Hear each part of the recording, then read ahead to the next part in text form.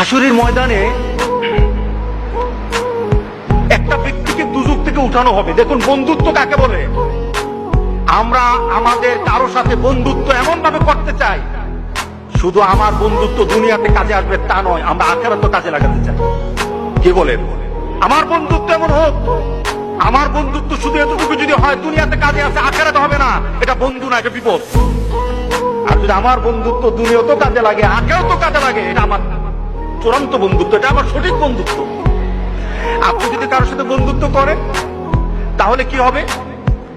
একটা ব্যক্তিকে দুজক থেকে উঠানো হবে, তাকে দুজক থেকে উঠানোর কারণ জিজ্ঞাসা করা হবে, আমাকে কেন দুজক থেকে উঠানো হলো, কারণটা কি? আমি তো দুজকি, আমার আমল বলে আমি দুজকি, কেন উঠানো হলো? তখন সে বলবে যে আমাকে কি কোন নবী সুপারিশ করেছে? আমাকে দুজক থেকে উঠানোর জন্য নবীকে সুপারিশ করেছে?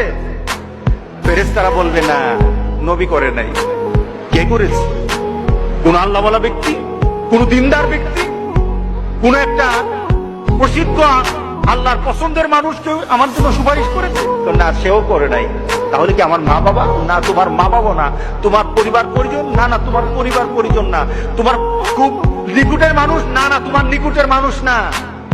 তোমার একটা বন্ধু ছিল, তুমি তাকে চিন্তা, তার একটা সম্পর্ক ছিল তোমার সাথে, কিন্তু সে যে চরিত্রের ছিল তুমি সে চরিত্রের ছিল না, কিন্তু সে তোমার মহব্বত করত, সে তোমাকে ভালোবাসতো, তোমার সাথে তার একটা চলাফেরা ছিল।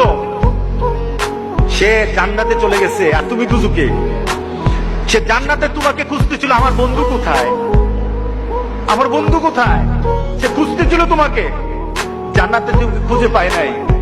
তখন আল্লাহকে বলেছে, আল্লাহ আমার বন্ধু কোথায়? তোর বন্ধু তো দুজকে, তোর বন্ধু তো দুজকে। তখন আল্লাহর কাছে বলবে, মাবুদ আমি তো বন্ধু ছাড়া থাকতে পারবো না, আল্লাহু আকবার, আমি আমার বন্ধু ছাড়া থাকতে পারবো না, আমার বন্ধুকে আমি চাই, আমি আমার বন্ধুকে চাই। আখিরাতে জান্নাতীরা আল্লাহর কাছে যা দাবি করবে তাই আল্লাহ দিয়ে দেবে। সুবহানাল্লাহ। তাকে বলবে, আল্লাহর কাছে বলবে, আল্লাহ আমি আমার বন্ধুর চাই, সে তো দুজকে, আমি দুজক বুঝি না, কিছু বুঝি না, আমার বন্ধুর আমি চাই, আমার বন্ধুকে আমি চাই। আল্লাহ বলবে, এই সে তো তার বন্ধুরে ছাড়া থাকবে না, সে তো অস্থির হয়ে গেছে, আনান আমার জান্নাতীদেরকে আগে খুশি কর, আমার জান্নাতেরই খুশি কর।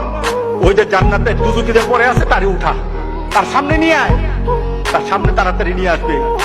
তখন সে চিন্তা করবে, তখন ফেরেশতাদেরকে বলবে, আমাকে কে আনলো, কে আনলো? সে প্রশ্ন করবে, আমাকে কে আনলো?